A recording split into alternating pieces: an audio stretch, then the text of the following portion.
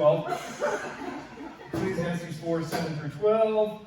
And then I'll read the last one. So, we're going to continue on in our series of the Billboard Top Music, which has been great. Hopefully you enjoyed last week. I didn't want to just dislike last week. Thank you. My feelings almost got broken. So, I had a lot of fun researching this song. So, this week we're going to be diving in to one of the most popular acts of the day. It is a girl named Billie Eilish. All right? So, I've been listening to this song for the last 7 days, about 5 or 6 times a day, just to really get in the feel of it, of what it's all about. And it's taken me a while. And again, this series is not about me liking the song or me disliking the song. It's not about me telling you to like the song or not like the song. I'm not telling you to listen to it. I'm not telling you not to listen to it. That's between you and your parents and the Lord. This is about what is the message of the song. All right? If you listen to it, good for you. If you don't, good for you. What I want to do in this series is what are these messages that we are getting put on us through entertainment, and specifically in the musical entertainment that we put into our bodies. You're like, well, we talked about this before, I don't really listen to the words, I just like it for the beat. Okay, then why do you know all the words, right? Because we know you do, because you sing them when your parents leave the room. So don't lie to me. I see the smile. You know what I'm talking about. You don't know what I'm talking about. Okay, yeah. So we all know it's okay, all right? I'm not trashing on anybody's music, because I listen to some weird music. I listen to music that you guys are probably looking at like, that is ridiculous that you can listen to that. But that's just, we all like different kinds of music, and I love music, all right? I love all kinds of music. But when it comes to music, I want to make sure that we understand what we're taking in. Because what we take in will eventually come out in some way, shape, or form. It'll come out in an attitude, it'll come out in a conversation, it'll come out with words you use, it'll come out in the way you express yourself, it'll come out in a bunch of different ways. So, I'm not going to be diving into the character of the artist. I'm not going to be talking about the artist, maybe a little bit, but just because backstory of where these songs come from.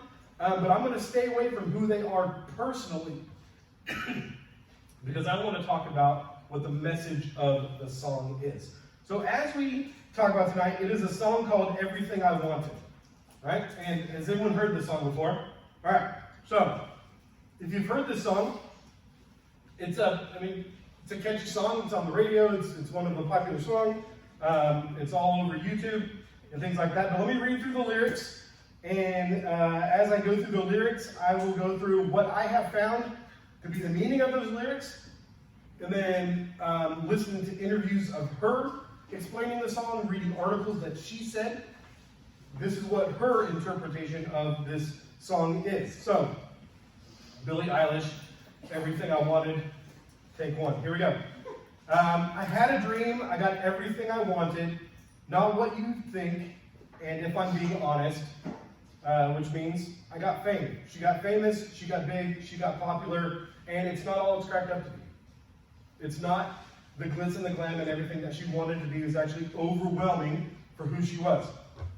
It might have been a nightmare to anyone who might care. So anyone who truly knew her would know that this was not going to be a good thing. Everyone else saw it as great, you're a big star, look, you can now express your music, you can be out there. But anyone who really knew her knew that this is not who she is as a person, according to these lyrics. Thought I could fly, so I stepped off the Golden. Nobody cried, nobody even noticed. So the Golden is the Golden Gate Bridge in San Francisco. She had a dream. This is a literal dream that she had, coming from an interview that I listened to. She had a dream that she jumped off the Golden Gate Bridge in an attempted suicide, and people were there watching her, and no one even cared, and no one even noticed that she was dead when it happened. I saw them standing right there, kind of thought they might care. The people that she thought was going to care, her fans, her friends, her family, nobody cared, and she thought that they would. Right? I had a dream, I got everything I wanted, but when I wake up, I see you with me. And you say, as long as I'm here, no one can hurt you. This is the meaning of the song. This little 5 lines right here. But when I wake up, I see you with me. As you say, as long as I'm here, no one can hurt you. This is a really tight sibling relationship with her brother Phineas. Right? Does anyone know who Phineas is? Yeah, it's Ferb's brother. Okay? So, this is the crux of the song. The whole song hinges on these 5 lines. What she is saying, the whole point of this entire song is, it doesn't matter what happens with my friends, with my fans, with my job, with my career, with my music, with housing, with money, with cars. It doesn't matter with fame. The only thing that matters is that when I wake up in the morning after all of this stuff, I see you because you are my rock in my life. That's what we're seeing. We are seeing a family value and a stability put on her brother Phineas. This is what she has stated over and over again about this song. And if you know any of her music, you can see that Phineas is well represented all over her music. All right? So, as you say, as long as I'm here, no one can hurt you. Don't want to lie here, but you can learn to. If I could change the way you could see yourself, you wouldn't wonder why you hear they don't deserve you. So, next verse. I tried to scream, but my head was underwater. That took me a little bit to figure out. So she suffers and has suffered 5 times in her life from sleep paralysis. Does anyone know what sleep paralysis is? So sleep paralysis is when you wake up and your mind is awake and your eyes are open, but your body cannot move. And it is a terrifying thing that occurs. And she has dealt with this. And this was, she woke up from this nightmare of jumping off the Golden Gate Bridge. No one cared. And in that nightmare, she woke up and could not move and could not scream and could not tell anyone what she was experiencing at the time. Right? So I tried to scream, but my head was underwater. They called me weak, like I'm not just somebody's daughter. So people have this expectation of her that you're famous, you're a rock star, you should be above all this stuff. This stuff shouldn't worry you. And she's like, I'm just a normal person. I don't know what your expectations are. I'm not superhuman. Could have been a nightmare, but it felt like they were right there. So this pressure of people all around her. It could have been a nightmare. It felt as real as it possibly could. And it felt like they were right there, everyone watching me. And it feels like yesterday was a year ago, but I don't want to let anybody know. This is simply saying I can't ask for help. Because if I ask for help, I have to be vulnerable and put myself out there. And with where I am in society, I will look weak and I will not be accepted because of what I deal with. Because everybody wants something from me now, and I don't want to let them down. Of course, she lives in this world of expectations that everyone wants a piece of her some way, somehow. I had a dream, I got everything I wanted, but when I wake up, I see you, and you say, as long as I'm here, no one can hurt you, don't want to lie here, but you can learn to. If I could change the way that you see yourself, you wouldn't wonder why you hear they don't deserve you. Then we get to the end of the song. If I knew it all then, would I do it again? So if she knew what her fame was going to cost her, would she do it again? Is the question she's asking herself. Is it worth everything that she has been through? Right? Would I do it again? If they knew what they said would go straight to my head, what would they say instead? So if the people knew the way that they talked about her was going to affect her the way that it did, would they say the things that they have said? And then it repeats that again at the end of the song. So, it's an interesting song, and as I was going through the song, I talked to Dana about this, and I talked to Sarah because they're kind of my sounding boards as I'm going through this, because I want to make sure that I get these interpretations of these lyrics right, because I don't want to misrepresent what's going on. I took this the very first time as a song all about her struggle with some kind of mental health issue. And as I was reading comments on YouTube and on different boards and different things like that, it was Billie Eilish song, help me through depression, help me through anxiety, help me through this, and help me through that. But then when I listened to her talk about this song has nothing to do with mental health. It really doesn't. Her struggle with mental health is not what this song is about. She has said over and over, this song is about my brother being my stability in the middle of my chaotic life. Which is really interesting because I got the same thing that all of the commenters got, that clearly this is a mental health issue going on here, right? Because that's what it sounds like. It sounds really depressing. It sounds like someone who's been through a lot, someone who's in a melancholy, dark day, whatever it may be, and they're really just crying out. But she says, no, that's not what it's about. It is about simply that my brother has been my rock from the very beginning of my career, and he's going to be present through the very end of my career. So what I took as this really deep song really became pretty elementary when you get down to it, which is, it's interesting, right? Because we go into these songs, and we can make songs pretty much say whatever we want them to say, right?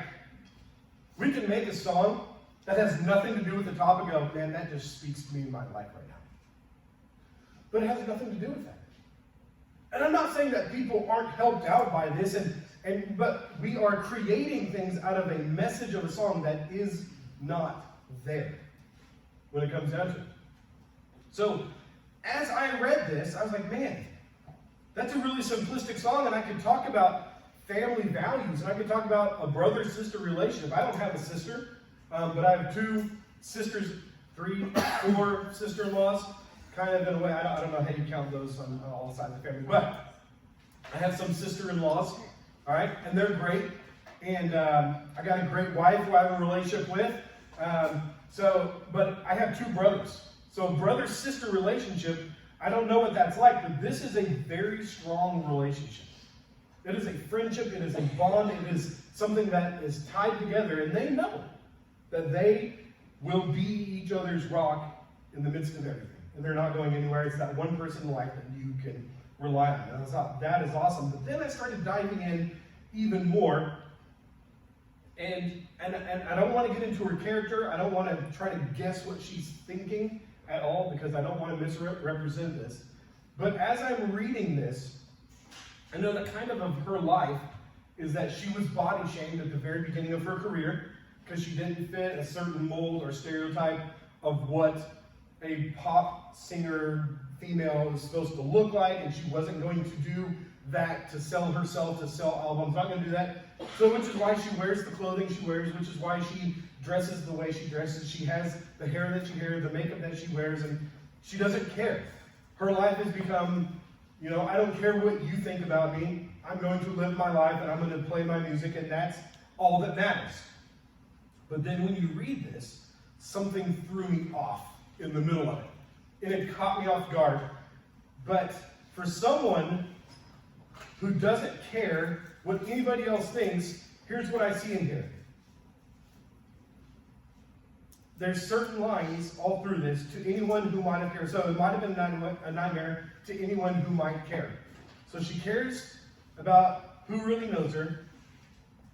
Nobody cried, nobody noticed in the dream when she jumped off the Golden Gate Bridge. I saw them standing right there. I kind of thought they might care, so she's wanting people to care about her if she was gone. She's wanting people to accept that there's something different, right? And I don't want to let people down, and she cares if they knew what they said to me, so she does care what people say to her. So it's really interesting that her whole persona is really contradictory to the language that she has in her songs. That this young girl of 7, I think she's 17, right? 18 now, 18 years old, has put out this persona of, I am an individual, I'm going to do what I want to do, I'm going to dress how I want to dress, I'm going to sing how I want to sing, you're not going to tell me what I can do with me. But her whole song is really based on, I just want people to care about me and like me. And the only person that she can trust in her entire life is her brother.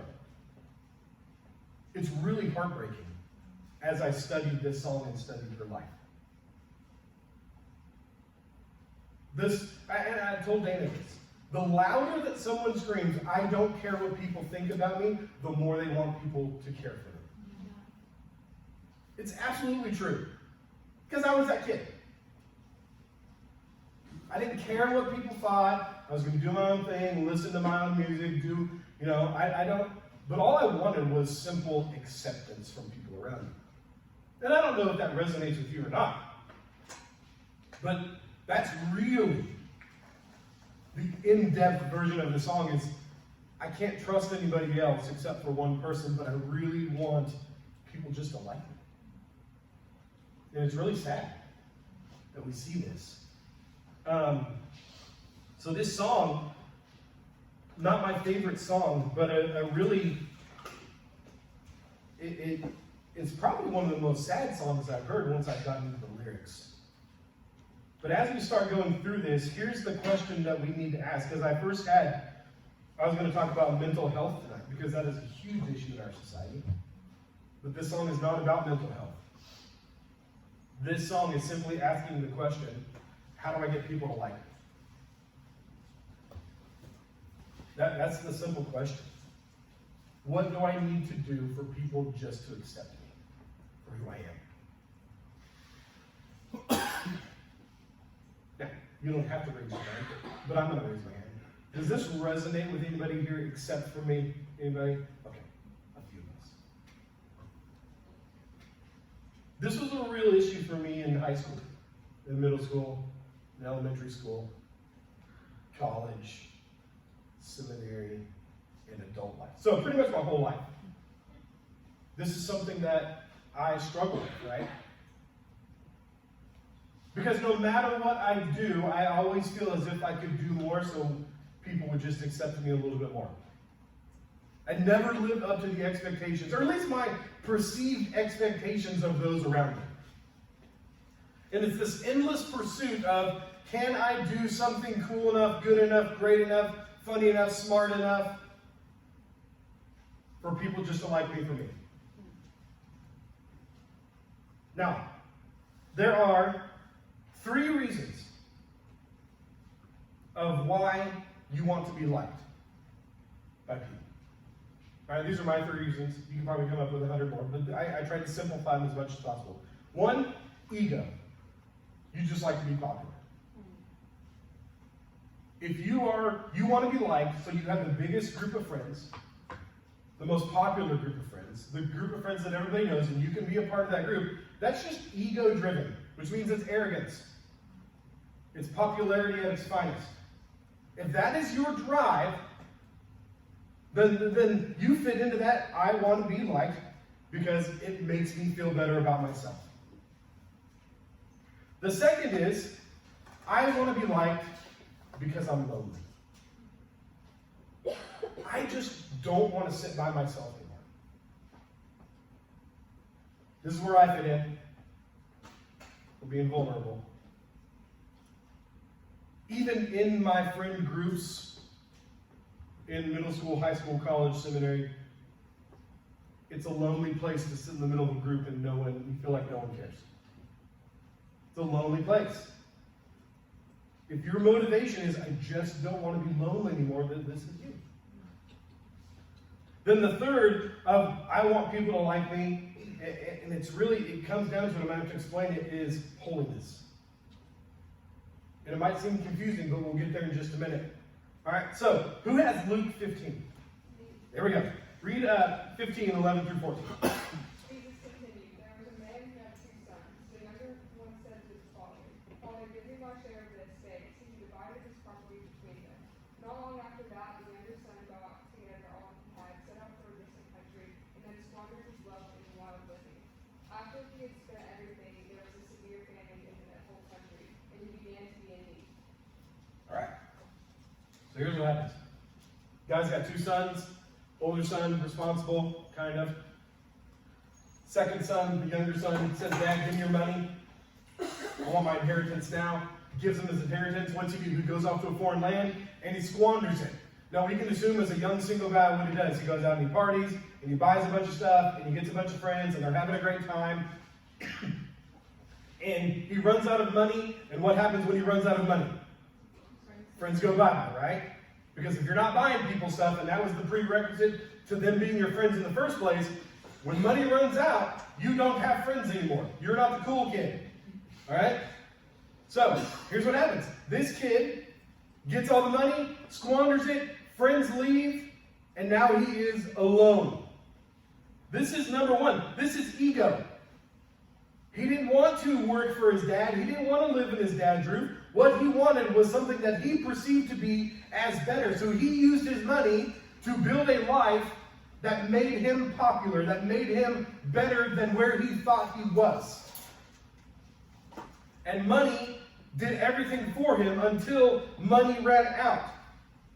This is ego. This is arrogance. I know better than my father. I know better what to do with the resources that my dad gave me.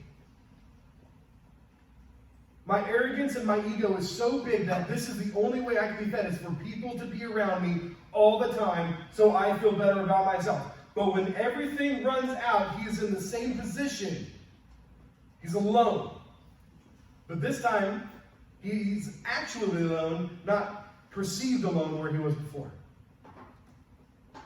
His ego got the best of him. So if you're at school and you do everything possible to get in with a certain group of people, eventually, you're going to cross your own convictions and give something up, or you're not going to do something and the crowd's going to leave. Now, I was thinking about this question. When's the last time you lied about liking something just to fit into a group of people?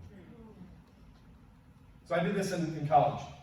I used to swear to people I loved Monty Python and the Holy Grail. It's a movie, all right? It's a movie from the 70s, and I could quote that movie. I've watched that movie 100 times. I'll just be honest with you, that movie's dumb. It is not funny. But I laughed for years so I could fit into a certain group of people that loved that movie. I feel so free saying that. It's a dumb movie. It's not funny. I don't know why. But that's what we do, right? No, that's my favorite song. I like that song. Yeah, of course. Yeah, I always do that. Yeah, and we start making up these little areas of life just to fit in somewhere because it makes us feel better that now we have a group of people. We talked about this last week, right, with relationships. We're not going to go back into that. But this happens all the time. I want this girl or this guy to like me, and I will do anything possible to keep them liking me. And either you cross a barrier and you give something away that doesn't belong to you, or you say no and you're now single again. It's the same with arrogance and ego. You will end up ruined or alone at the end of pursuing your own ego.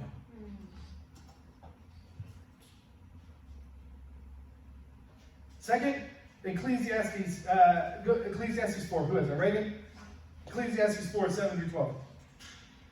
Again, I saw vanity under the sun, one person who had no other, who was son of servant, yet there is no end to all his woe, and his eyes are never satisfied with riches, so that he never asks, for whom am I toiling and depriving myself of pleasure? This is also vanity and an unhappy business.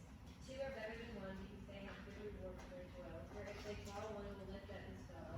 But woe to him who is alone when he falls, and has not another to lift him up. Again, if two lie together, they keep warm, but how can one keep warm alone? And though a man might prevail against one who is alone, two will withstand him. A threefold cord is not broken. All right. So this is a great passage of the Bible, if you want to understand loneliness. First of all, Christianity not meant to be loneliness. There's a difference between isolation and solitude. Solitude is a gift from God sometimes. Isolation was not intended by God. All right, if you go back and you read Christian history, even now if you look at the Catholic Church, there are places called monasteries. Monasteries where monks live.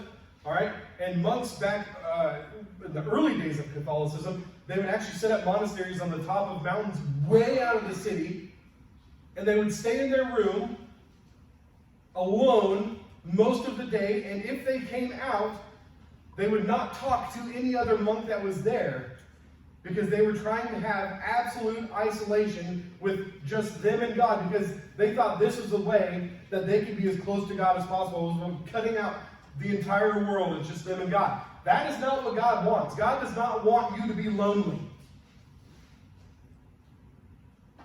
But in your pursuit of not being lonely, what are you willing to give up? Because this passage that Reagan is reading is saying, two are better than one. Absolutely. If you have hypothermia and there's another person there with you, they can save your life. That's just a matter of fact, right? Body heat warms up another person. It's a great thing. If you fall into the ice, right, and there's a dry person there, and you could get together and hold each other, you will warm up. It's a life-saving tactic, right? That's what it's talking about. When you work together, right? If I'm emptying the dishwasher at home, it's always better to have my kids help me. Why? Because I can tell them to do it. And me and them make a good team because I can delegate, and they two are better than one. Two people getting rewarded for the same thing. When Dana and I serve together, and we get to see the same ending at the same event or whatever it may be, that's great that we both get to celebrate. But when it comes to being accepted, if all you're doing is, I don't want to be lonely, you're putting all of your stock in a person. You're placing so much responsibility on that one individual. If they knew what you were doing, it would be overwhelming to them. It would kill them knowing that your entire emotional roller coaster of a mind was weighing on their decisions about you. And guess what?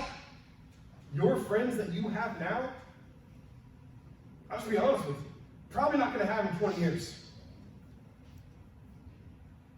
I talked to exactly 0 people from high school.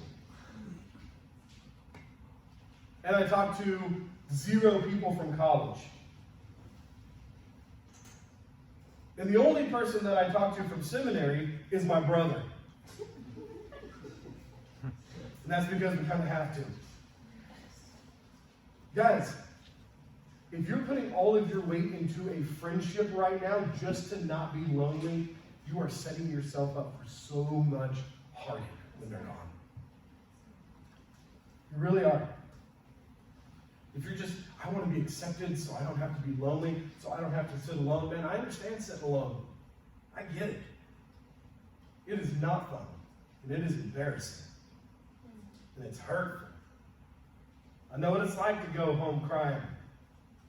I know those things. That's real life. But if all you're doing is pursuing not being lonely, your world's going to come crashing down. Third, let me read this. This is Acts chapter 16. This is Paul and Silas who were in jail. And it says in Acts 16, starting in verse 25, about midnight, Paul and Silas were praying and singing hymns to God. And the prisoners were listening to them. And suddenly there were a great earthquake, so that the foundations of the prisons were shaking. And immediately all the doors were open and everyone's bonds were unfastened.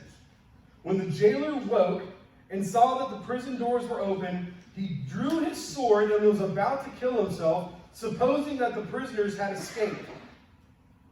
But Paul cried out with a loud voice, "Do not harm yourself, for we are all here." And the jailer called for lights and rushed in, and trembling with fear, he fell down before Paul and Silas. Then he brought them out and said, "Sirs, what must I do to be saved?" When we're pursuing holiness in our relationships, what we're really saying is, I want to be liked, I want to be accepted, I want to be friends with people so I can show them who Jesus is in me. And I can be an encouragement, and I can be a part of community, and I can be a unified body of Christ, and I can be someone when someone needs help, and I can be a resource. What you do is you start giving yourself away, but you're not giving yourself away, you are giving Christ away.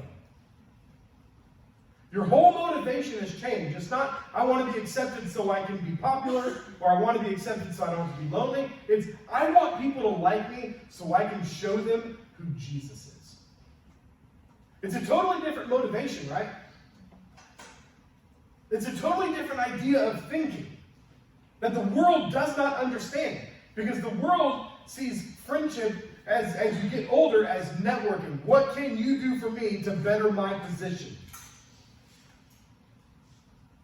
What can you offer me in my life to give me something?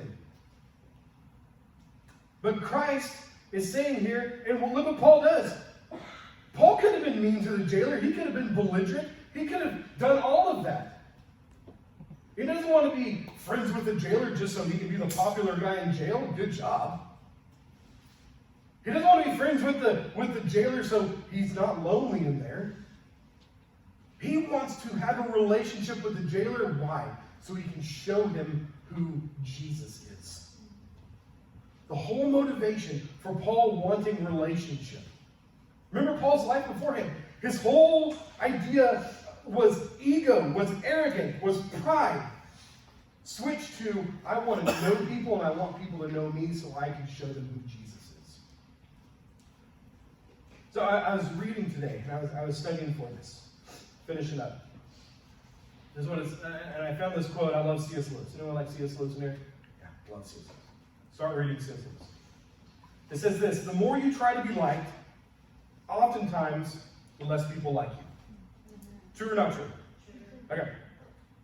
I refer again to this is a quote by C.S. Lewis. You will never make a good impression on other people until you stop thinking about what sort of impression you're making. It took me a minute to figure this out until I read the next paragraph. And it says this. In other words, people feel your neediness, and it's not appealing. If all you're doing is trying to plug yourself into a little group, you know what people do? We know why you're here.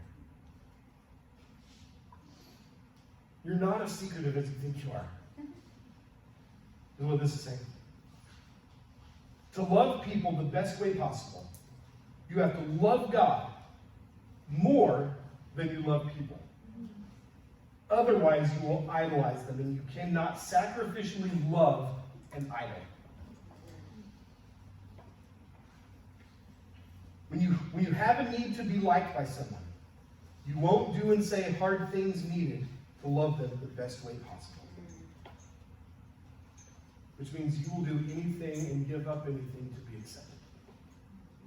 When you love God and receive His love first and foremost, you will have a full heart to love other people. And when you love other people well, you will usually, not all the time, usually be well liked. But even if you're not well liked, what are you still left with? A full heart from the love of God. This whole song, nobody cried. No one noticed. I thought they might care. I don't want to let anybody down. This is a young girl who is so afraid of people not liking her.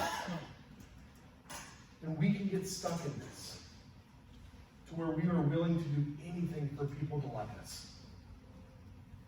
But God is so, He's just saying over and over and over again, I can fill up your heart. And when I fill your heart, you go share with others, there's a grand chance they're going to see you as authentic and not just faking to be on the inside. And when popularity crashes down and loneliness comes back, God remains. The message of this song, I love that her and her brother have a tight family relation. I think that's a beautiful thing. I know my family's there. But my family can't sustain me all the time. Only God can fill my heart, guys. And only God can fill your heart.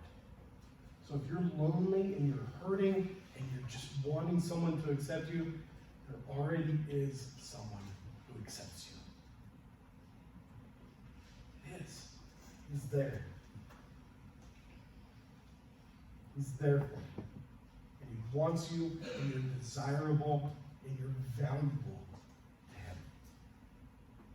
You are absolutely valuable to Jesus. So valuable that God sent him to die for you. I don't have any friends that died on the cross for me outside of Jesus. I don't have any other friends that can take my sin away. I don't have any friends that can take away my grief, and my guilt, and my shame, and my embarrassment, and my hurt. They can cover it for a little bit, but it's not eternal, like the love that God has for you. Let's pray. God, as we finish tonight, as we get into small groups for a few minutes, God, I pray that you will bless this time. God, for anyone in here who is seeking out friendships for the wrong reason, seeking out relationships just to be accepted, God, I pray